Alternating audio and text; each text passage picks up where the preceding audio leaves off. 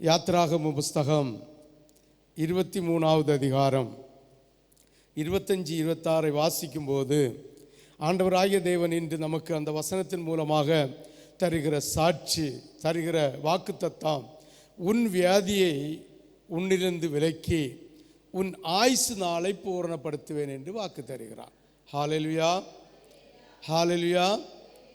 உன் வியாதியை உன்னிலிருந்து மாற்றி உன்னுடைய ஆயுசு நாளை பூரணப்படுத்துவேன் என்று சொல்லுகிறார். ஹல்லேலூயா. மகிமையான வாக்குத்தத்தம். நோயில்லாத வாழ்வு, நிச்சயமாக மனமகிழ்ச்சியான ஒரு வாழ்வு, அதை தருவேன் என்று சொல்லியிருக்கிறார். அது மட்டுமல்ல, பூரண ஆயுசு காலம் வரைக்கும் உன்னை பாதுகாத்துக் கொள்வேன் என்று சொல்லுகிறார். ஆமென். இந்த உபவாச கூட்டத்தில் கர்த்தர் நமக்கு தர வார்த்தை 2. 1, உன்னுடைய வியாதியை சுகப்படுத்துவேன். 2, பூரண ஆயுசாயிட்டு உன்னை நடத்துவேன். வாசிக்க கேட்போம். 23வது அதிகாரம் 25-26. உங்கள் தேவனாகிய கர்த்தரையே வணங்க கடவீர்கள். அவர் உன் அப்பத்தையும் உன் தண்ணீரையும் ஆசீர்வதிப்பார், வியாதியை உன்னை விட்டு விலக்குவார். ஆமென். 26, கர்ப்பம் விழுகிறதும் மலடும் உன் தேசத்தில் இருப்பதில்லை, உன் ஆயுசு நாட்களை பூரணப்படுத்துவேன். ஹல்லேலூயா, ஹல்லேலூயா. நிச்சயமாக இதை செய்வேன் என்று சொன்ன தெய்வம் நமக்கு செய்ய வல்லவராய் இருக்கிறார். ஆமென். அதற்கு நாம் என்ன செய்ய வேண்டும் என்பதை சற்று தியானித்து பார்ப்போம். யாத்ராகம புஸ்தகம் 23வது அதிகாரம் 20-26 வரை வாசிக்க கேட்போம். வழியில் உன்னை காக்கிறதற்கும் நான் ஆயத்தம் பண்ணின ஸ்தானத்திற்கு உன்னை கொண்டு போய் சேர்ப்பதற்கும் இதோ நான் ஒரு தூதனை உனக்கு முன்பாக அனுப்புகிறேன். ஹல்லேலூயா, ஹல்லேலூயா. மல்கியா தீர்க்கதரிசியின் புஸ்தகத்தில் ஆண்டவராகிய தேவன் ஊழியக்காரன தேவனுடைய தூதன் என்று சொல்லப்பட்டிருக்கிறது. எடுத்த வாசிங்கப்பா. ஆசாரியனுடைய உதடுகள் அறிவை காக்க வேண்டும், வேதத்தை அவன் வாயில் தேடுவார்களே, அவன் சேனைகளுடைய கர்த்தருடைய தூதன்.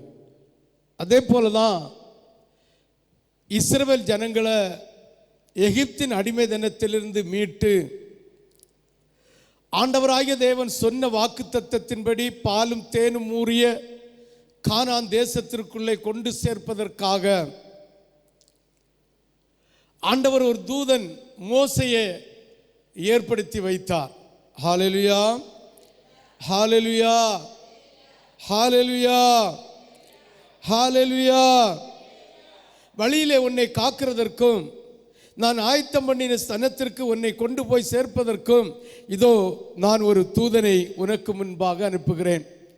ஆண்டவராகிய தேவன் இன்று புதிய ஏற்பாட்டு காலத்தில் அவர் வாக்குத்தத்தம் தந்த பூரண வயசோடு, நல்ல பலத்தோடு, ஆரோக்கியத்தோடு ஆண்டவருடைய ராஜ்யத்தை சுதந்தரிப்பதற்காக பாலும் தேனும் ஊறிய கானான் தேசத்திற்கு ஒப்பாக இருக்கிற பரதேசியில உன்னையும் என்னையும் கொண்டு சேர்ப்பதற்காக ஆண்டவராகிய தெய்வம் புதிய ஏற்பாட்டு காலத்திலேயும் ஒவ்வொரு தேவனுடைய ராஜ்யத்திலேயும் ஆண்டவருடைய தூதர்களை ஏற்படுத்தி வைத்திருக்கிறார். அந்த தூதர்கள் ஊழியக்காரர்கள் சொல்லுகிற வார்த்தையை கேட்க வேண்டும் என்று கர்த்தர் கட்டளையிடுகிறார். அந்த வார்த்தையை விசுவாசித்து கேட்டால் நிச்சயமாகவே கர்த்தர் உன்னை நல்ல விதமான ஆரோக்கியமாக உன்னை நடத்தி உன் சரீரத்தில் இருக்கிற பலவீனத்தை சுகவீனத்தை மாற்றி உன்னை பூரண ஆயுசு உள்ளவர்களா அவர் உன்னை நடத்தி உன்னதமான பரதேசியிலே உன்னை கொண்டு வைப்பார் என்பதில் எந்த சந்தேகமும் இல்லை. நான் ஒரு தூதனை உனக்கு முன்பாக அனுப்புகிறேன். அவர் சமூகத்தில் எச்சரிக்கையாயிருந்து. ஹல்லேலூயா. இஸ்ரவேல் ஜனங்களிடம் ஆண்டவராகிய தேவன் கட்டளையிடுகிறார், உனக்காக ஏற்படுத்தி தந்த ஊழியக்காரனாகிய மோசேயிடம் எச்சரிக்கையாயிருக்க வேண்டும். ஹல்லேலூயா, ஹல்லேலூயா.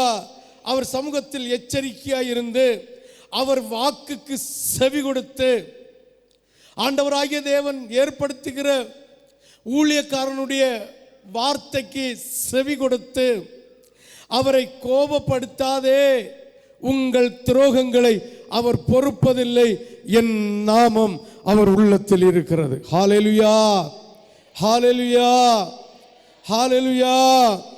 ஒரு விசை 21வது வசனத்தை வாசிக்க கேட்போம்.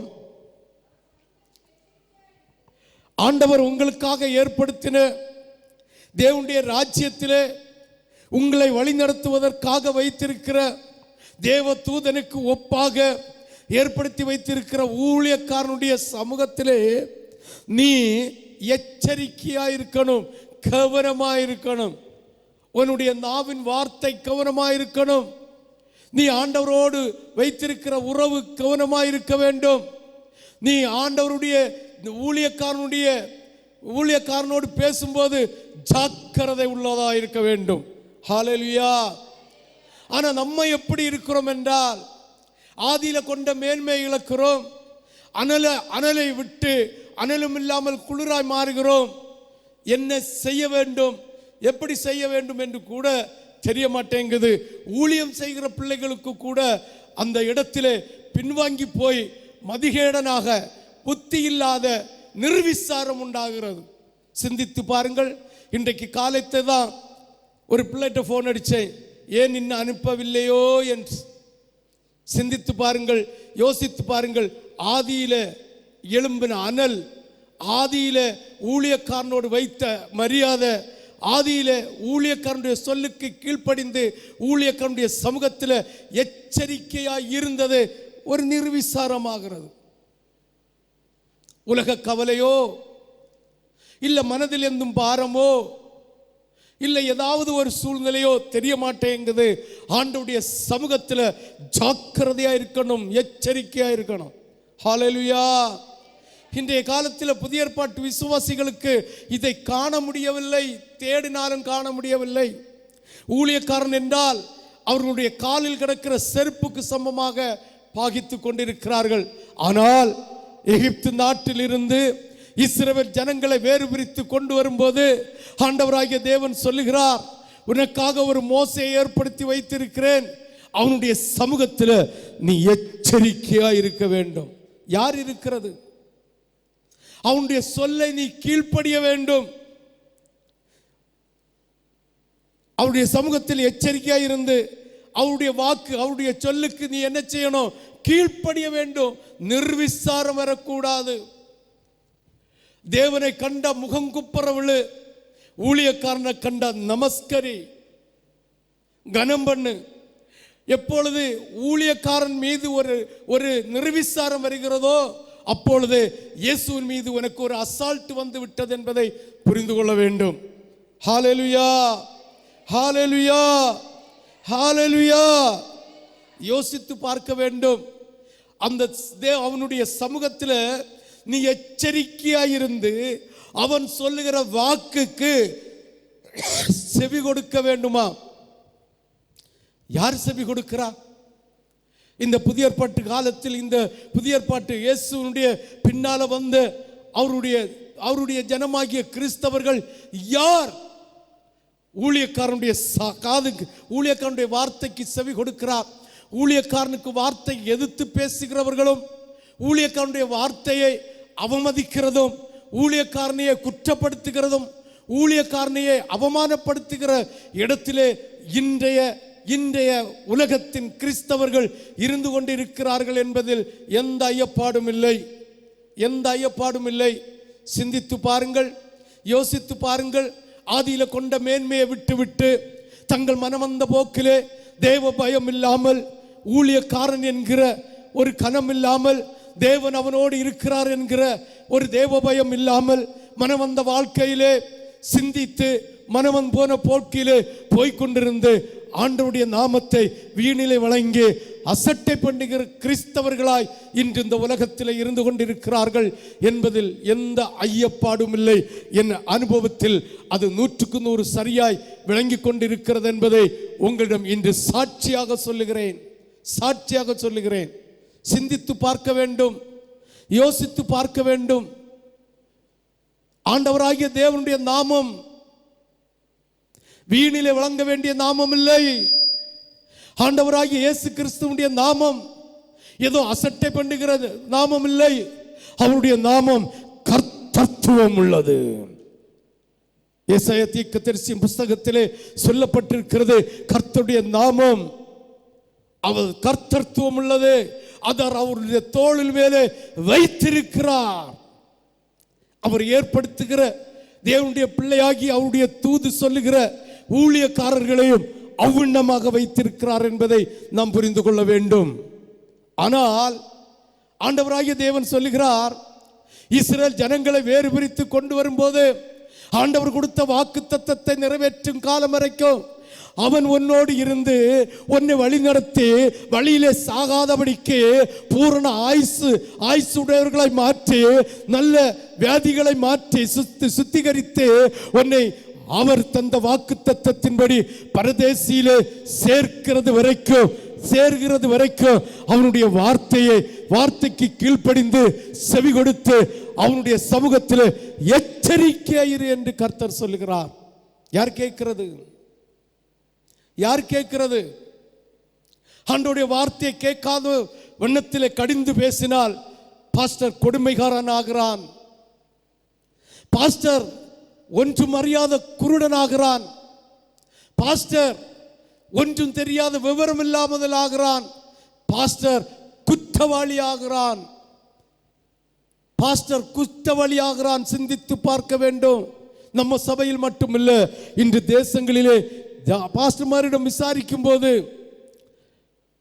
ஆண்டவருக்காக வைராக்கியமாய் நடத்தி ஆண்டவருடைய ராஜ்யத்தில் ஒரு சில ஆத்துமாக்களாவது கொண்டு போக வேண்டும் என்று பொன்னின் மேலோ பொருளின் மேலோ பணத்தின் மேலோ கரிசனை வைக்காமல் ஆத்துமா மீது கரிசனை வைத்து ஆண்டவருடைய வசனத்தை கற்றுக் கொடுக்கிற, கண்டித்து உணர்த்துகிற சபையில் இருக்கிற ஒவ்வொரு ஊழியக்காரர்களும் ஆனந்த கண்ணீர் அல்ல, வேதனை கண்ணீர் விட்டு கொண்டிருக்கிறார்கள்.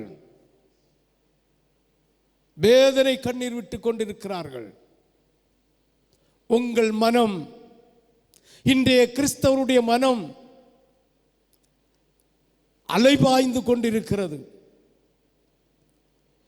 ஏனென்றால் ஊழியக்காரன் ஏதோ பணத்துக்காக, ஏதோ பொருளுக்காக, ஏதோ ஆஸ்திக்காக, இல்லை செல்வத்துக்காக கீழ்ப்படுகிற ஒரு சூழ்நிலையை வரும் என்று காத்திருக்கிறார்கள். நோ, ஆண்டவருக்காக வைராக்கியமாக இருக்கிற எந்த பிள்ளையையும், இந்த புதிய ஏற்பாட்டு காலத்தில் ஆண்டவருக்காக வைராக்கியமாக இருக்கிற எந்த பிள்ளையும் அவரை வழிநடத்துகிற தேவன் வெட்கப்படுத்த மாட்டார். ஹல்லேலூயா. வாக்குக்கு செவியோடு அவரை கோபப்படுத்தாதே. உங்கள் துரோகங்களை அவன் பொறுப்பதில்லை. சிந்தித்து பாருங்கள். வெளிப்படுத்தின விசேஷத்தில் 2வது அதிகாரம் 3வது அதிகாரம், அதே போல ஆதி ஆகமத்தில் 2வது அதிகாரம் 3வது அதிகாரத்திலையும் நீங்கள் மிங்கிள் பண்ணி வாசிக்கும் போது அங்கு இருக்கிற வீழ்ச்சிகளை பற்றி பார்க்கலாம். 2வது அதிகாரம் 3வது அதிகாரத்திலே ஆண்டவராகிய தேவன் 7 சபைகளினுடைய வீழ்ச்சிகளை பற்றி பேசியிருக்கிறார். அதில் சொல்லியிருக்கிற வார்த்தைகளை கேட்போமானால் அது இருதயத்திற்கு வேதனையான ஒரு காரியம். 2வது அதிகாரம் 3வது அதிகாரம் ஆதி ஆகமத்திலும் கர்த்தர் மகிமையாக வைத்த அவருடைய ராஜ்யம் என்கிற ஏதேன் தோட்டத்தில் வைத்த ஆதாமும் ஏவாளுடைய வீழ்ச்சியும் இந்த 2வது அதிகாரம் 3வது அதிகாரத்திலே சொல்லப்பட்டிருக்கிறது. ஆண்டவர் வேதனைப்படுவாரே தவிர அவர் நம்மளை தடுத்து நிறுத்துகிற தேவன் அல்ல. அவர் வசனத்தினால் அவருடைய தூதை விட்டு ஊழியக்காரன் மூலமாக வசனத்தை கற்றுத் தருவாரே தவிர கையை வந்து பிடிக்க மாட்டார், உன் வாயை வந்து பொத்த மாட்டார், குறவளையை பிடிக்கவும் மாட்டார். சாப்பிட்டது சாப்பிட்டது தான். ஹல்லேலூயா. யாருக்கெல்லாம் விளங்குது? ஹல்லேலூயா. அவரை கோபப்படுத்தாதே, உங்கள் துரோகங்களை அவர் பொறுப்பதில்லை, என் நாமம் அவர் உள்ளத்தில் இருக்கிறது. மோசே குறித்து கர்த்தர் கட்டளையிடுகிறார். மோசே ஆடு மாடுகளை மேய்த்து ஆசீர்வாதமாய் இருக்க வேண்டும் என்கிற சிந்தனையை உடையவனாய் இருந்தும் விட்டுவிட்டவனாய் எகிப்து ராஜாவுடைய அரண்மனையிலே 40 வருஷம் ராஜபோக வாழ்ந்து அதை ஆண்டவருடைய நாமத்தின் நிமித்தம் ஆண்டவருடைய ஜனங்களுக்காக அந்த இடத்தை விட்டு அகன்று போகிறான். இப்பொழுது அடுத்த 40 வருஷம் ஆண்டவருடைய ஜனங்களுக்காக வழி நடத்துவதற்காக கர்த்தருடைய வார்த்தைக்கு இணங்கி அவன் புறப்பட்டு போய் அந்த ஜனங்களை திரும்பி கொண்டு வந்து பாலும் தேனும் ஊறிய கானான் தேசத்திற்குள்ளே விடுகிறது வரைக்கும் கர்த்தர் அவனுடைய இருதயத்தில் இருக்கிறேன் என்று சொல்லுகிறார். ஹல்லேலூயா. அவர் சமூகத்தில் எச்சரிக்கையாய் இருந்து அவர் வாக்குக்கு செவி கொடுத்து அவரை கோபப்படுத்தாதே, உங்கள் துரோகங்களை அவர் பொறுப்பதில்லை, என் நாமம் அவர் உள்ளத்தில் இருக்கிறது. ஹல்லேலூயா. ஹல்லேலூயா. 22 நீ அவர் வாக்கை நன்றாய் கேட்டு, நீ அவர் வாக்கை நன்றாய் கேட்டு நான் சொல்வதையெல்லாம், ஆண்டவராகிய தேவன் இஸ்ரவேல் ஜனங்களுக்கு சொல்லுகிறார், நான் மோசேயிடம் சொல்லி சொல்லப்படுகிற வார்த்தையை நன்றாய் கேட்கணுமா? எப்படி கேட்கணுமா? நன்றாய் கேட்கணுமா? ஹல்லேலூயா. ஹல்லேலூயா. ஹல்லேலூயா. ஹல்லேலூயா. நீ அவர் வாக்கை நன்றாய் கேட்டு நான் சொல்வதையெல்லாம் செய்வாயாகில். ஹல்லேலூயா. ஹல்லேலூயா. ஆண்டவராகிய தேவன் சொன்ன வார்த்தையை மோசே இஸ்ரவேல் ஜனங்களுக்கு சொல்லுகிற வார்த்தையை நன்றாய் கேட்டு இன்று ஆண்டவராகிய இயேசு கிறிஸ்து உங்களோடு சொல்லுகிற வார்த்தையை சொல்லுகிறதை நன்றாய் கேட்டு அதன்படி சொல்வதை எல்லாம் செய்வாயாகில் நான் உன் சத்துருக்களுக்கு சத்துருவாயும் உன் விரோதிகளுக்கு விரோதியமாய். இதை விட வாக்குத்தத்தம் வேற என்ன வேணும்? முதல்ல ஆண்டவராகிய இயேசு கிறிஸ்து மன்னாவுக்கு குறைவில்லாமல் உன் சரீரத்தில் இருக்கிற வியாதியை மாற்றி பூரண ஆயுசுள்ளவன் ஆக்கி உன்னை நித்தியத்திலே நீ கொண்டு போய் சேர வேண்டிய இடத்திலே சேர்ப்பேன் என்று வாக்கு தந்தார். இப்போது ஆண்டவராகிய தேவன் சொல்லுகிறார், உன் சத்துருவுக்கு நான் சத்துரு, உன் விரோதிக்கு நான் விரோதி. ஒன்னே ஒன்று செய்யணும். இன்றைய காலத்தில் கிறிஸ்தவ ஜனங்கள் ஒன்னே ஒன்று செய்யணும். ஆண்டவருடைய வார்த்தைக்கு பயந்து அவருடைய தாசன் மூலமாக சொல்லுகிற ஊழியக்காரர்கள் மூலமாய் சொல்லுகிற வார்த்தைக்கு பயந்து அதன்படி செய்வீர்களானால் உங்களுக்கு விரோதி எனக்கு விரோதி, உங்களுடைய சத்துரு எனக்கு சத்துரு. இதை விட பெரிய ஆசீர்வாதம் இந்த 2005 பார்க்கணும்னா கொஞ்சம் கஷ்டம்தான். ஹல்லேலூயா. ஒன்னே ஒன்று, ஆண்டவராகிய தெய்வம் அவர் ஏற்படுத்தி வைத்திருக்கிற ஊழியக்காரனுடைய மூலமாக சொல்லப்படுகிற வார்த்தைக்கு செவி கொடுத்து அவைகளின்படி செய்வாயானால் உன்னுடைய சத்துரு அவருக்கு சத்துரு, உன்னுடைய எதிரி அவருக்கு எதிரி. ஹல்லேலூயா. நொறுங்கி போவார்கள், இல்பொருளாவி போவார்கள். நீ இந்த வாக்கு தத்தத்தை ஏற்றுக்கொள்ள யாரெல்லாம் தகுதியோடு இருக்கிறீர்கள்? கரங்களை உசத்தி ஒரு அல்லேலூயா சொல்லலாமே. சிந்தித்து பாருங்கள். தகுதி இல்லாத பாத்திரத்தில் நிச்சயமா கர்த்தருடைய இரக்கம் ஊற்றப்படாது. தகுதியான பாத்திரத்தில் கர்த்தருடைய இரக்கம் ஊற்றப்படுமே தவிர மற்றபடி அல்ல. ஹல்லேலூயா, ஹல்லேலூயா, ஹல்லேலூயா, ஹல்லேலூயா. சிந்தித்து பாருங்கள். நீ அவர் வாக்கை நன்றாய் கேட்டு ஆண்டவராகிய நான் சொல்வதையெல்லாம் செய்வாயாகில் நான் உன் சத்துருக்களுக்கு சத்துருவாயும் உன் விரோதிகளுக்கு விரோதியுமாயிருப்பேன். 23வது வசனம், என் தூதனானவர் உனக்கு முன் சென்று எமோரியரும் எத்தியரும் பெரிசியரும் கானானியரும் ஏவியரும் எபூசியரும் இருக்கிற இடத்துக்கு உன்னை நடத்தி கொண்டு போவார். அவர்களை நான் அதம் பண்ணுவேன். ஹல்லேலூயா, ஹல்லேலூயா.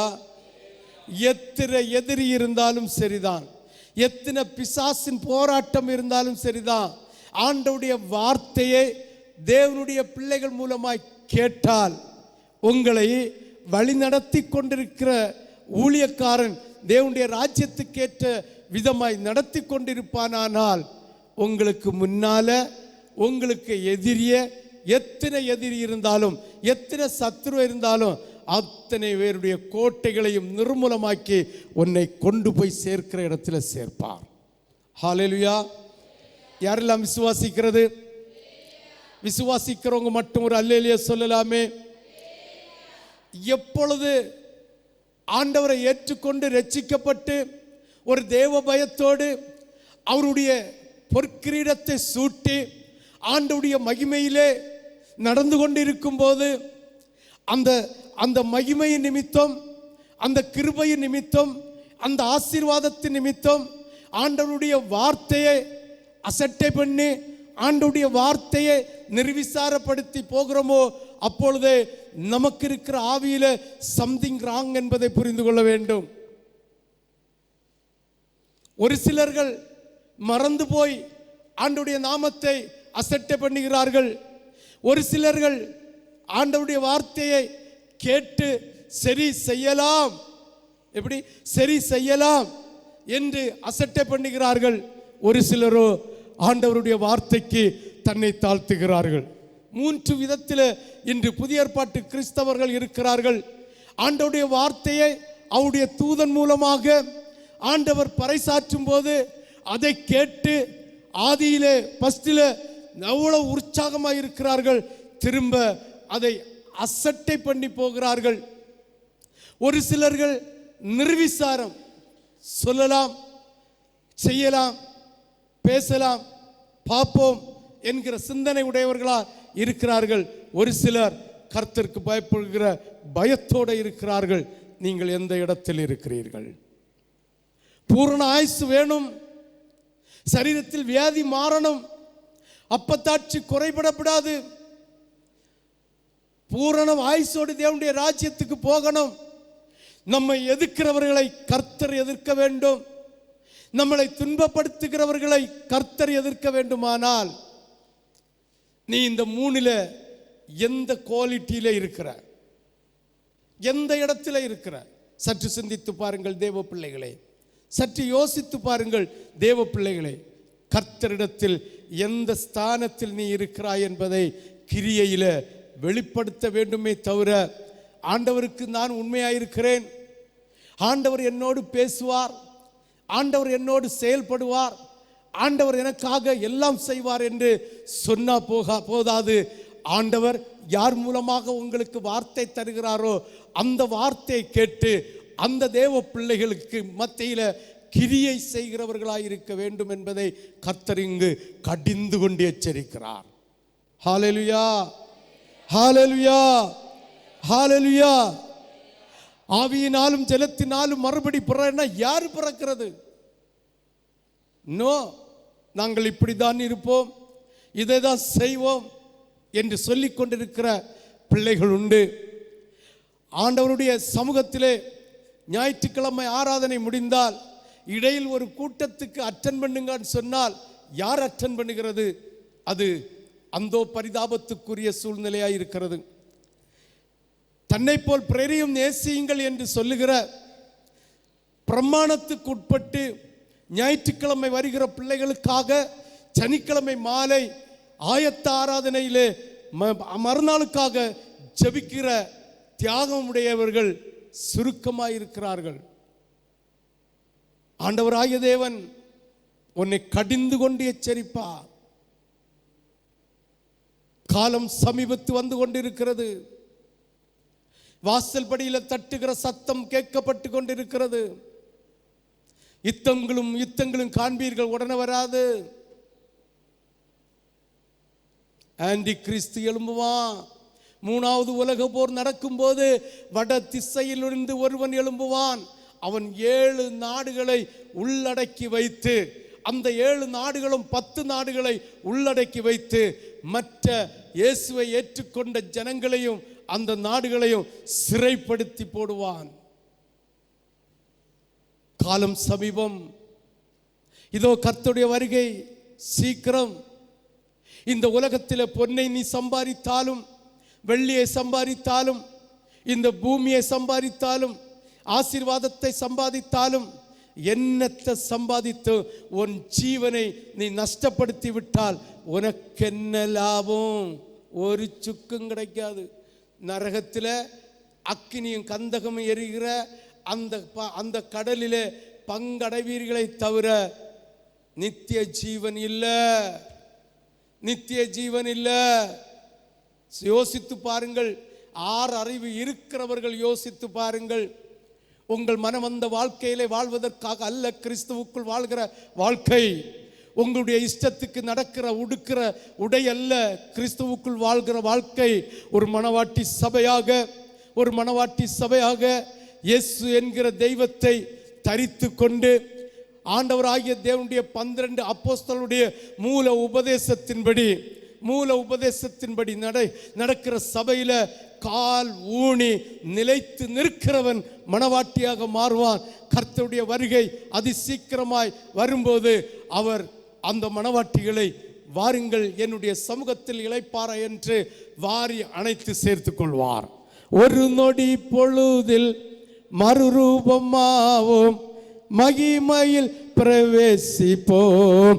குதூகலம் கொண்டாட்டமே என் இயேசுவின் சன்னிதானத்தில். குதூகலம் கொண்டாட்டமே என் இயேசுவின் சன்னிதானத்தில். பாவமெல்லாம் பறந்தது, நோய்கள் எல்லாம் தீர்ந்தது இயேசுவின் இரத்தத்தினால்.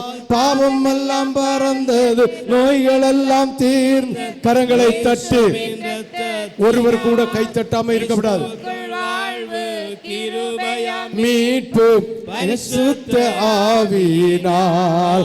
கிறிஸ்துவுக்குள் வாழ்வு கிருபையால். மீட்பு பரிசுத்த ஆவியினால். குதூகலம் கொண்டாட்டமே என் இயேசுவின் சன்னிதானத்தில். குதூகலம் கொண்டாட்டமே என் இயேசுவின் சன்னிதானத்தில். தேவாதி தேவன் திறந்தோறும் தங்கும் தேவாலயம் நாமே. தேவாதி தேவன் திறந்தோறும் தங்கும் தேவாலயம் நாமே. ஆவியான தேவன் அச்சாரமானார், அதிசயம் அதிசயமே. ஆவியான தேவன் அச்சாரமானார், அதிசயம் அதிசயமே. குதூகலம் கொண்டாட்டமே இயேசுவின் சன்னிதானத்தில். குதூகலம் கொண்டாட்டமே இயேசுவின் சன்னிதானத்தில். வல்லவரன் இயேசு வாழ வைக்கும் தெய்வம், வெற்றி மேலே வெற்றி தந்தார். வல்லவரன் இயேசு வாழ வைக்கும் தெய்வம், வெற்றி மேலே வெற்றி தந்தார். ஒரு மனமாய் கூடி ஓசன்னா பாடி ஊரெல்லாம் கொடியேற்றுவோம். ஒரு மனமாய் கூடி ஓ சொன்ன பாடி ஊரெல்லாம் கொடியேற்றுவோம். குதூகலம் கொண்டாட்டமே இயேசுவின் சன்னிதானத்தில், குதூகலம் கொண்டாட்டமே இயேசுவின் சன்னிதானத்தில். எக்கால சத்தம் தூதர்கள் கூட்டம் நேசர் வருகின்றார். எக்கால சத்தம் தூதர்கள் கூட்டம் நேசர் வருகின்றார். ஒரு நொடி பொழுதில் மறுரூபமாவோ மகிமையில் பிரவேசிப்போம். ஒரு நொடி பொழுதில் மறுரூபமாவோ மகிமையில் பிரவேசிப்போம். குதூகலம் கொண்டாட்டமே இயேசுவின் சன்னிதானத்தில், குதூகலம் கொண்டாட்டமே இயேசுவின் சன்னிதானத்தில். ஹல்லேலூயா, ஹல்லேலூயா. என் தூதனானவர் உனக்கு முன் சென்று எபேரியரும் எத்தியரும் பெரிசியரும் கானானியரும் ஏவியரும் எபூசியரும் இருக்கிற இடத்துக்கு உன்னை நடத்தி கொண்டு போவார். அவர்களை நான் அதம் பண்ணுவேன் என்று சொல்லுகிறார். ஹல்லேலூயா, ஹல்லேலூயா. உன் சத்துருக்களை முறியடிக்க வேண்டும். குடும்பத்துக்கு எதிராக போராடுகிற பிசாசை முறியடிக்க வேண்டும். உன் குடும்பத்தில் சுகவீனம் மாற வேண்டும். உன் குடும்பத்தில் பூர்ண ஆயுசை விளங்க வேண்டும். உன் குடும்பத்தில் அப்பத்தாட்சி உண்டாக வேண்டுமென்றால் உன்னை பரலோகத்துக்கு நேராய் வழி நடத்தி கொண்டு போகிற தேவனுடைய பிள்ளைகளுடைய வார்த்தைக்கு கீழ்ப்படிந்து நீ ஊழியக்காரனுடைய பின்னால் தேவனுடைய ராஜ்யத்தை நோக்கி போனால் உன் சத்துருவை முறியடிக்க என் தேவன் வல்லவராயிருக்கிறார். ஹல்லேலூயா. யாருக்கெல்லாம் விளங்குது? யாருக்கெல்லாம் விளங்குது? இருக்கிற இடத்துக்கு உன்னை நடத்தி கொண்டு போவார்.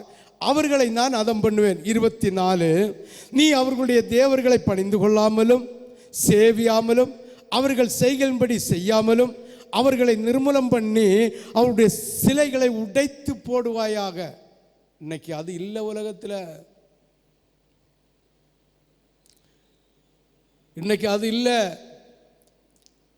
இந்த 5 நாட்டவர் இருக்காங்களே, எபூரியர் எபூசியர் கானா, இப்படிப்பட்ட நாட்டவர் இருக்காங்கல்ல, அவர்களுடைய ஒவ்வொரு நாட்டுக்கும் ஒவ்வொரு பழக்க வழக்கம் இருக்கிறது. ஒவ்வொரு நாட்டவருக்கும் ஒவ்வொரு வழிபாடுகள் இருக்கு, ஒவ்வொரு பழக்க வழக்கம். இன்றைய புதிய பாடு கிறிஸ்தவர்கள் எந்த இடத்துல யாருக்கு கூட போகிறார்களோ அவர்களோ கூடயே அதன்படி இசைந்து போகிறார்கள். இல்லை, இது கர்த்தருக்கு பிரியமில்லை, இது கர்த்தர் சபிக்கிற ஒரு இடம், நோ என்று சொல்லி அவர்களை விட்டு வேறு பிரிகிறதற்கு இருதய கடினம் உடையவர்களாக இன்றைய கிறிஸ்தவர்கள் இருக்கிறார்கள். ஆமென். ஆண்டவர் சொல்லுகிறார், இந்த 5 எதிரியையும் 5 6 தானே, 6 எதிரியையும் நான் அதம் பண்ணி இவர்கள் வாழ்ந்த தேசத்தை மட்டுமல்ல அவருடைய ஆசீர்வாதத்தையும் உனக்கு தருவேன். ஆனால் அந்த 6 தேசத்தாருடைய ஒரு பழக்க வழக்கம், ஒரு ஆராதனை, ஒரு சூழ்நிலை உனக்குள்ள இருக்கக்கூடாது என்று கர்த்தர் எச்சரிக்கிறார். ஆனால் இன்றைய புதிய கிறிஸ்தவர்கள், புதிய ஏற்பாட்டினுடைய கிறிஸ்தவர்கள் என்ன சொல்லுகிறார்கள்?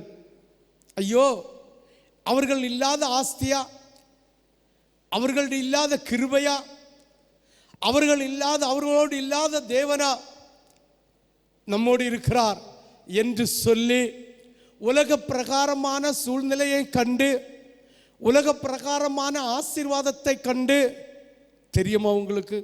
கர்த்தர் ஞாபகப்படுத்தி தருகிறார். நான் கதையை சொல்லுகிறேன், டக்குன்னு வசனத்தை எடுங்க. ஆதியாகம புஸ்தகத்தில் யாக்கோபு சீகேமிலே போய் தங்குகிறான். எடுத்தீங்களா? சீகேமிலே போய் தங்குகிறான். அந்த சீகேமிலே தங்கும்போது அந்த இடம் நல்ல ஒரு செழிப்பான ஒரு இடம். அந்த தேசத்து ஜனங்களுக்கு கூட இவர்கள் மிங்கில் ஆகலாம் என்று சிந்தித்து யாக்கோபு சொந்த பணத்தினால் ஒரு இடத்தை வாங்கி அந்த இடத்திலே ஒரு பலிபீடத்தை கட்டி அங்கே ஆராதிக்கிறான். ஆனால் யாக்கோபுக்கு கர்த்தர் கொடுத்த வார்த்தை, பெத்தேலிலே லூஸ் என்கிற பட்டணத்திலே நீ தலை வைத்து ஐயோ பரிதபிக்கக்கூடிய சூழ்நிலையிலே இருந்தபோது அதை பெத்தேலாக மாற்றி நீ திரும்பி வரும்போது இந்த இடத்திலே ஒரு பலிபீடம் கட்டி ஆராதிக்க வேண்டும் என்று கர்த்தர் சொன்னார். யார் சொன்னது? கர்த்தர். வார வழியிலே சீகம் என்கிற ஊரிலே அவன் தங்கிவிட்டான். ஆடு மாடுகளுக்கு நல்ல மேய்ச்சல் உண்டு என்று சொல்லி ஆடு மாடுகளுக்கு கூடாரத்தை போட்டான், மனைவிமாருக்கு கூடாரத்தை போட்டான், பணிபெண்களுக்கு கூடாரத்தை போட்டான், பிள்ளைகளுக்கு கூடாரத்தை போட்டான், அவனுக்கு தனக்கு ஒரு கூடாரத்தை போட்டான். அது மட்டுமில்ல, நாங்கள் எல்லாரும் பலி செலுத்த வேண்டும் என்று ஒரு பலிபீடத்தையும் கட்டினான். பலிபீடத்தையும் கட்டினான். தெரியுமா, ஒரே ஒரு மகா, 12 கோத்திரத்துக்கு ஒரே ஒரு மகா தீனாள், தீட்டுப்பட்டாள். இதன் நிமித்தம் 2 பேருக்குள்ளும் ஒரு உடன்படிக்கை வைக்கிறது. எடுத்தவங்க இது வசனம் வந்துட்டே இருக்கு, இப்படி வந்துட்டே இருக்கும். உடன்படிக்கை வந்து கொண்டு இருக்கிறது. அப்பொழுது இந்த தீனாளுடைய சகோதரர்கள் போய் அந்த இடத்துல சீகேமில் இருந்த நூத்துக்கு அதிபதியிடம் போய் பேசுகிறார்கள். நூத்துக்கு அதிபதியிடம் பேசுகிறார்கள். போய் பேசுகிறார்கள். பேசும்போது அவர்களுக்குள்ள ஒரு உடன்படிக்கை வருது. அதை வாசிங்க.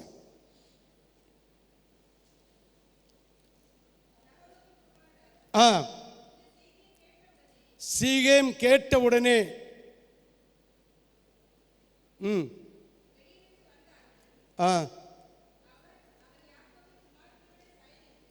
அதுக்கு அடுத்தது இன்னும் வருது உடன்படிக்கை, ஞானஸ்தான உடன்படிக்கை. நீங்களும்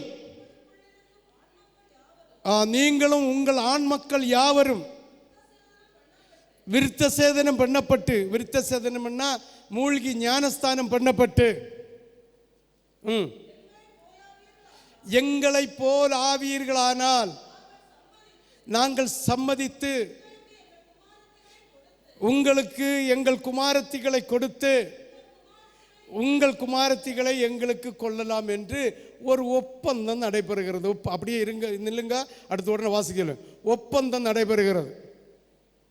ஒப்பந்தம். அப்படி ஆனா என்னுடைய சகோதரி உங்களுக்கு தாரேன் என்று. இப்போது அந்த சீகேமும் அவனுக்கு கூட சார்ந்தவர்களும் அந்த ஊரில் உள்ள எல்லார்ட்டையும் போய் சொல்லி புரிய வைக்கிறான். அவங்கள்ட்ட போய் சொன்ன வார்த்தையை கேளுங்கள் பார்ப்போம்.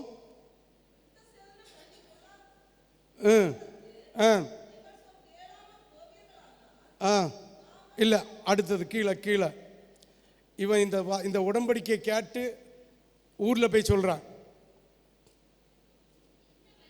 இந்த மனிதர் நம்முடனே சமாதானமாய் இருக்கிறார்கள், ஆகையால் வாசம் பண்ணி வியாபாரம் பண்ணட்டும். வாசம் பண்ணுவதற்கு இடம் விசாலமாய் இருக்கிறது.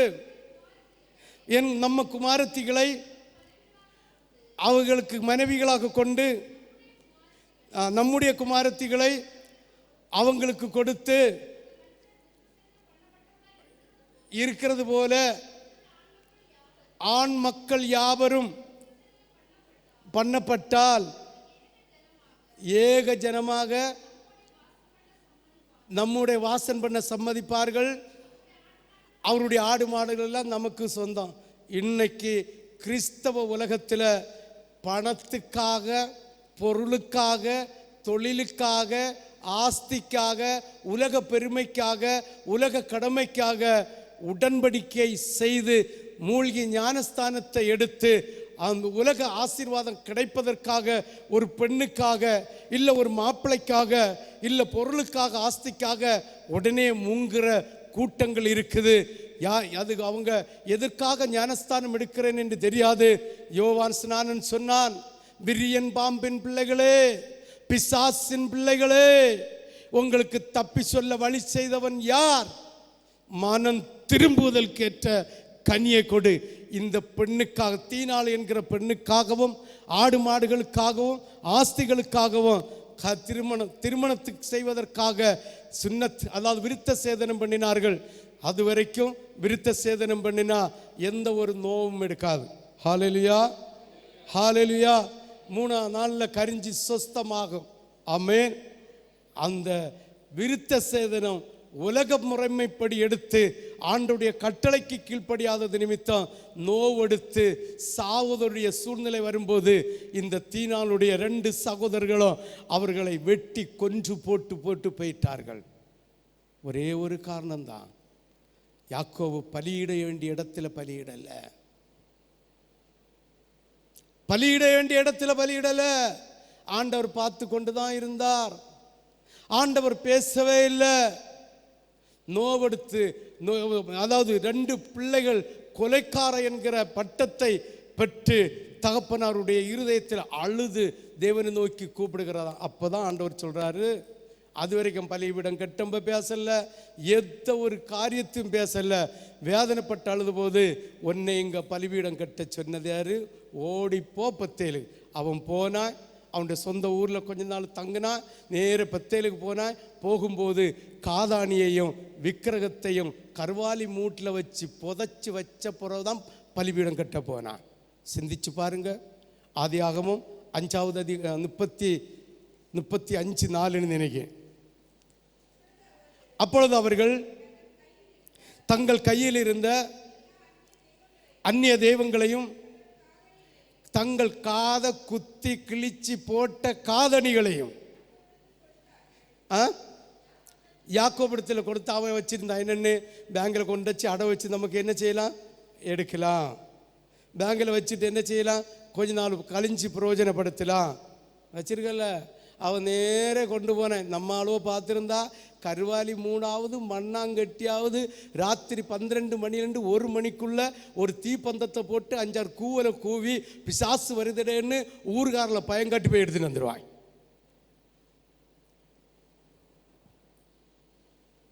அவன் கருவாலி மூட்டில் கொண்டு புதைச்சி வச்சுட்டு போனேன். ஆமென். அப்பதான் ஆண்டவர் பேசுறாரு. ஆமென்.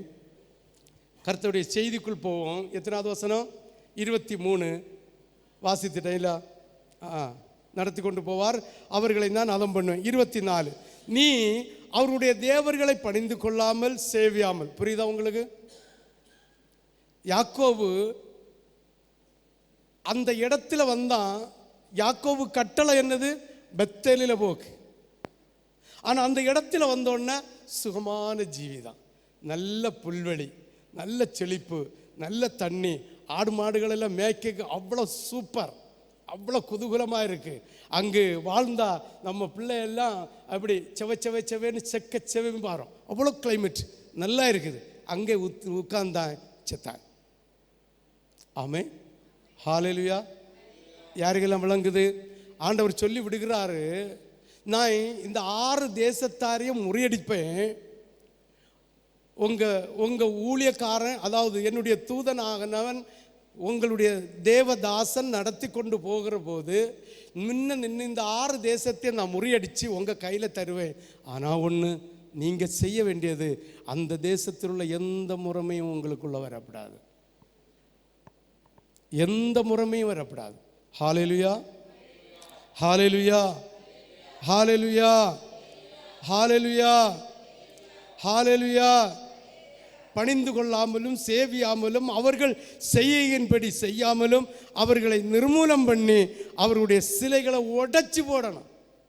ஒருவன் ஒருவன் ஒருவன் ஆண்டவர் தந்த உபதேசத்தை தவிர இன்னொரு உபதேசத்தை சொல்லுகிறானால் கேட்கறதுக்கு எவ்வளவு ரசனமாக இருந்தாலும், கேட்கறதுக்கு எவ்வளவுக்கு சந்தோஷமாக இருந்தாலும் கேட்காத, அது உனக்கு கண்ணியாய் மாறும். ஹல்லேலூயா.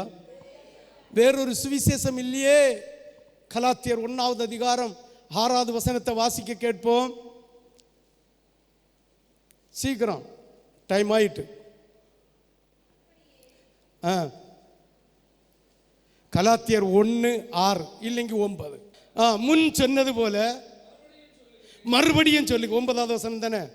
9. முன் சொன்னது போல மறுபடியும் சொல்லுகிறேன், நீங்கள் கேட்டு ஏற்றுக்கொண்ட வேதத்தின் சுவிசேஷத்தை தவிர வேறொரு சுவிசேஷத்தை ஒருவன் உங்களுக்கு பிரசங்கித்தால் அந்த உபதேசத்தை கேட்கிறவர்களும் சபிக்கப்பட்டவர்கள். கேட்கிறதற்கு இனிமையா இருக்கலாம், கேட்கிறதற்கு இனிமையா இருக்கலாம், இருதயத்துக்கு பிரியமா இருக்கலாம். நோ, அவர்களோடு எந்த சமரசமும் செய்யாதே என்று ஆண்டவர் சொல்லி 6 தேசம் 6 எதிரிகளை உனக்கு நிர்மூலமாக்கி, நீ நடாததையும் நீ விதைக்காததையும் நீ பயிரிடாததையும் விளைச்சல் அறுவடைக்காக உனக்கு தருவேன் என்று சொன்ன தெய்வம் இன்று நம்ம மத்தியில் இருக்கிறார். விசுவாசிக்கிறவங்க மட்டும் ஒரு அல்லேலூயா சொல்லலாமே, உற்சாகமா ஒரு அல்லேலூயா சொல்லலாமே, முழு இருதயத்தோடு ஒரு அல்லேலூயா சொல்லலாமே, முழு பலத்தோடு ஒரு அல்லேலூயா சொல்லலாமே.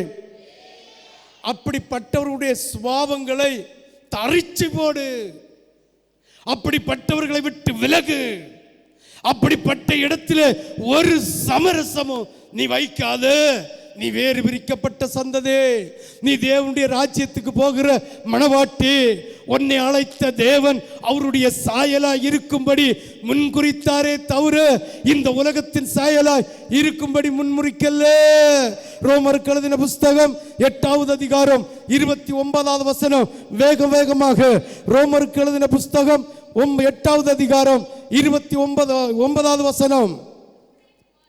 நம்முடைய குமாரன் அநேக சகோதரருக்குள்ளே முதற் பேரானவராய் இருக்கும் பொருட்டு எவர்களை முன்னறிந்தாரோ அவருடைய குமாரனுடைய சாயலை மாற்றுவதற்காக தான் உன்னையும் என்னையும் கர்த்தர் அழைத்து வைத்திருக்கிறார். ரோமருக்கு எழுதின புஸ்தகம் 12வது அதிகாரம் 2வது வசனத்தை வாசிக்க கேட்போம். நீங்கள் இந்த பிரபஞ்சத்துக்கு ஒத்த, இந்த உலகத்துக்கு ஒத்த வேஷம், அதுதான் கர்த்தர் சொன்னார். இந்த 6 தேசத்தை உனக்கு வெற்றி வாங்கி சூடி தருவேன். அந்த இடத்துல போகும்போது அந்த தேசத்தினுடைய எந்த ஒரு சாயலும் உன்னிடம் இருக்கக்கூடாது. இப்பிரபஞ்சத்துக்கு ஒத்த வேஷம் தெரியாமல் நன்மையும் தீமையும் பகுத்தறியத்தக்க வாசி, நன்மையும் பிரியமும் இன்னதென்று பகுத்தறியத்தக்கதாக புதிய ஆவியை பெற்றுக்கொள்ள வேண்டும், புதிய ஆவியை கொற்றுக்கொள்ள வேண்டும். ஆண்டவராகிய தேவன் சொன்னார், அந்த வார்த்தையை சொன்னார். நீ அந்த தேசத்தை கடந்து போகும்போது, இல்ல அந்த தேசத்தை நீ குடியிருக்கும் போது, அங்க இருக்கிற எந்த முறைமையும் நீ கடைபிடிக்காத, எந்த ஒரு காரியத்தையும் கடைபிடிக்காத, எந்த சூழ்நிலையும் கடைபிடிக்காத, நான் கர்த்தர், கடைபிடிக்காமல் என்னுடைய தாசன் சொல்லுகிற ஒவ்வொரு வார்த்தைக்கும் கீழ்ப்படிந்தால் நிச்சயமாகவே உன் வியாதி உன்னை விட்டு மாறும். உனக்கு அப்பதாட்சி குறைபடாது, உனக்கு நீண்ட ஆயுசுடையவளாய் இருப்பாய். தேவனுடைய ராஜ்யத்தில் கொண்டு சேர்ப்பேன். நீ அந்த தேசத்திற்கு ஒத்த வேஷம் தரித்தால் 1 யோவான் 2வது அதிகாரம் 15, 16, 17 வாசிக்க கேட்போம். 1 யோவான் 2வது அதிகாரம் 15, 16, 17. உலகத்திலும் இந்த பிரபஞ்சத்திலும் இந்த பிரபஞ்சத்தில் உள்ளதிலும் நீ அன்பு கூறாத. நீ உலகத்திலே அன்பு கூர்ந்தால் ஆண்டவராகிய தேவன் உன்னை வேறு பிரித்து கொண்டு வந்து இந்த உலகத்திலே ஜெயித்து இந்த உலகத்திலே உன்னை சுதந்திரமாய் விடும்போது, ஆதாமையும் ஏவாளையும் சுதந்திரமாய் விட்டது போல உன்னையும் விடும்போது நீ தவறு செய்யாதே. ஆண்டவர் மீது அசட்டை வரக்கூடாது. ஆண்டவருடைய தாசன் மீது கனக்குறைவு வரக்கூடாது. கர்த்தருடைய தூதன் சொல்லுகிற வார்த்தைக்கு செவி கொடுத்து இப்பிரபஞ்சத்தின் அதிபதியாகிய பொல்லாத சாத்தானுடைய சொல்லுக்கு கீழ்ப்படியாம பரலோக பிதாவினுடைய வார்த்தைக்கு கீழ்ப்படிந்தால் நிச்சயமாகவே என் கர்த்தராகிய தேவன் ஒரு வியாதியை மாற்ற வல்லவராயிருக்கிறார். விசுவாசிக்கிறவர்கள் ஆண்டவருக்கு ஒரு அல்லேலூயா சொல்லலாமே. வாசி 15. உலகத்திலும் உலகத்தில் உள்ளவைகளிலும் அன்பு கூறாதீர்கள். நீங்கள் உலகத்தில் அன்பு கூர்ந்தால் பிதாவிடத்தில் உனக்கு அன்பில்லை. ஏனெனில் மாம்சத்தின் இச்சையும் கண்களின் இச்சையும் ஜீவனத்தின் பெருமையும் ஆகிய உலகத்தில் உள்ளவைகள் எல்லாம் நம்ம பிதாவினால் உண்டானதல்ல. இந்த பிதாவினால் உண்டானதல்ல, நம்ம இயேசுவினால் உண்டானதல்ல. இப்பிரபஞ்சத்தின் பிதாவாகிய பொல்லாத பிசாசினால் உண்டாக்கி வைத்திருக்கப்பட்டிருக்கிறது. இதற்கு நீ அடிமை ஆகாத, இதற்கு நீ அடிமை ஆகாத. சாபம். ஆண்டவர் சொல்லுகிறார், உன்னை இந்த 6 தேசத்தையும் ஜெயித்து அக்கறைக்கு கொண்டு விடும்போது இந்த தேசத்தில் இருக்கிற எந்த ஒரு பழக்க வழக்கமோ உனக்காகாது. நீ வேறு பிரிக்கப்பட்ட பிள்ளை. நீ மணவாட்டி சபையிலே ஒரு மணவாட்டியா இருந்து தேவனுடைய வருகையிலே நீ எடுத்துக்கொள்ளப்பட வேண்டிய பிள்ளை. இந்த உலகத்துக்கு ஒத்த வேஷம் தரித்து ஏதோ ஒரு கடமை கண்ணியத்துக்காக ஞானஸ்தானத்தை எடுத்து பரிதவிக்கப்பட்ட சூழ்நிலையிலே அகப்பட்டு போகாத. கர்த்தர் சொல்லுகிறார், நான் கர்த்தர். ஆமென். ஹல்லேலூயா, ஹல்லேலூயா, ஹல்லேலூயா. இந்த உலகத்தில் உள்ள ஊழியக்காரனை பார்க்காதே. வானவர் எந்த உயர்த்தப்பட்ட கப்பர்நகூம் 11வது அதிகாரம் மத்தேயு 21 இங்க 22 நினைக்க வாசிக்க கேட்போம். வானவர் எந்த உயர்த்தப்பட்ட கப்பர்நகூம், நீ பாதாள பரியந்தம் தாழ்த்தப்படுவாய். உன் மூலமாய் செய்த கிரியையை எடுத்தீங்களா?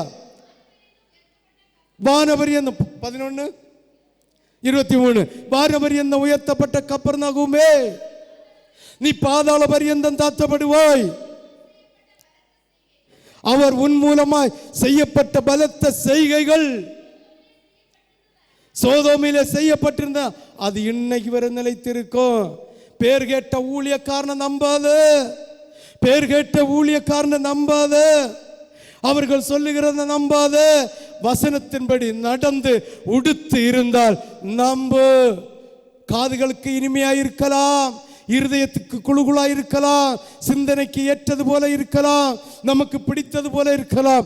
அந்த பரிதாபம், அந்த பரிதாபம். இப்படிப்பட்டவர்கள் எல்லாம் ஆண்டவருடைய சமூகத்தில் ஒரு நாள் போய் நிற்பார்கள், ஒரு நாள் போய் நிற்பார்கள். ஆண்டவரே, ஆண்டவரே, கர்த்தாவே, கர்த்தாவே, நான் 1000-10,000 பேரை ரட்சிக்கப்படுத்தினேன், 1000-10,000 பிசாசுகளை துரத்தினேன், 1000-10,000 வியாதிகளை குணப்படுத்தினேன் என்று சொல்வார்கள். ஆண்டவர் சொல்லுவார், எடு 7வது அதிகாரம் 22 நினைக்க 22 வாசி. அந்நாளில் அநேகர் என்னை நோக்கி, கர்த்தாவே, கர்த்தாவே, என் நாமத்தினாலே எப்படி தீர்க்க தரிசனம் உரைத்தோம் அல்லவா, உமது நாமத்தினாலே வரி முறிஞ்ச பிசாசு எல்லாம் பிடிச்சு ஆட்டி விரட்டினோம் அல்லவா, உம்முடைய நாமத்தினாலே நிறைய வியாதிகளை சுகப்படுத்தினோம் அல்லவா, செத்தவனை எழுப்பினோம் அல்லவா, இல்ல கண் குருடனை குணமாக்கினோம் அல்லவா என்று சொல்வார்கள்.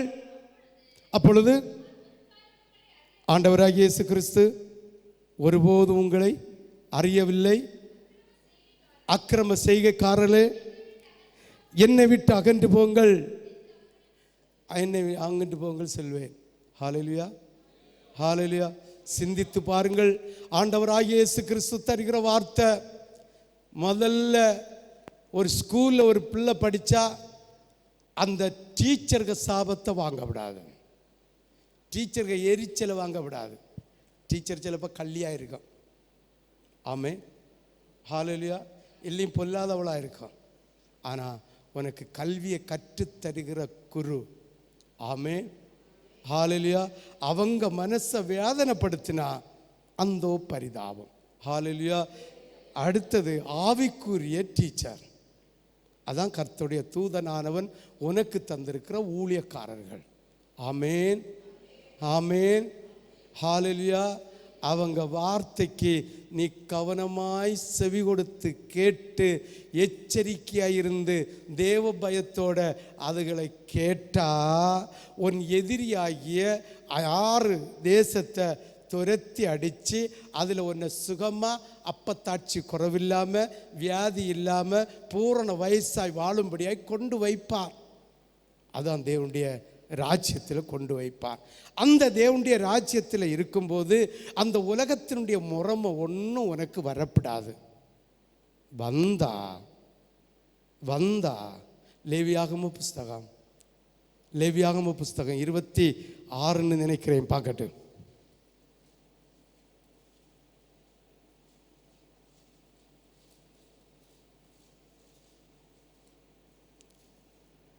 இருபத்தாறு 14 வாசி. நீங்கள் என்னுடைய வார்த்தைக்கு செவி கொடாமலும் கர்த்தருடைய கற்பனையின்படி எல்லாவற்றையும் செய்யாமலும் என் கட்டளைகளை வெறுத்து உங்கள் ஆத்துமா அரோசித்து எல்லாவற்றின்படியையும் செய்யாதபடிக்கு என் உடன்படிக்கையை நீங்கள் மீறி போடுவீர்களானால். ஆமென். ஒரு விஷயம் கூட அந்த வசனத்தை வாசி.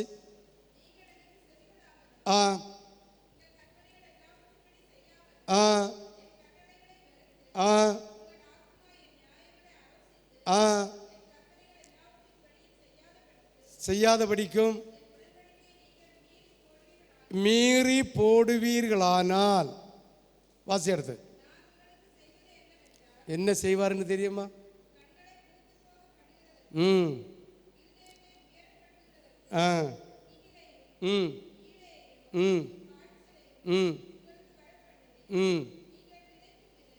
சரி, இப்படிப்பட்ட உபத்திரவம் வரும். ஆமென், ஹல்லேலூயா, ஹல்லேலூயா. நீங்கள் கர்த்தருடைய வார்த்தைக்கு செவி கொடுத்து அப்படியே நீங்கள் 22வது வசனம் வரை வாசிங்க. அதில் இருக்க உபத்திரவத்தில் ஏதோ 1, 2, 3 உங்களுக்கு தருவார். இனி அப்படியே ஆண்டவருடைய வார்த்தைக்கு செவி கொடுத்து இப்பிரபஞ்சத்தின் வேஷத்தை தெரியாமல் அந்த எந்த பழக்க வழக்கமும் இல்லாமல் ஒரு மணவாட்டியை போல நீ இருந்தா 1வது வசனத்தை வாசி. விக்கிரங்களையும் உலக முறைப்படி இல்லாமல் இருந்து உங்களுக்காக விக்கிரக ஆராதனைக்கு ஒத்த சாபங்களை செய்யாமலும்.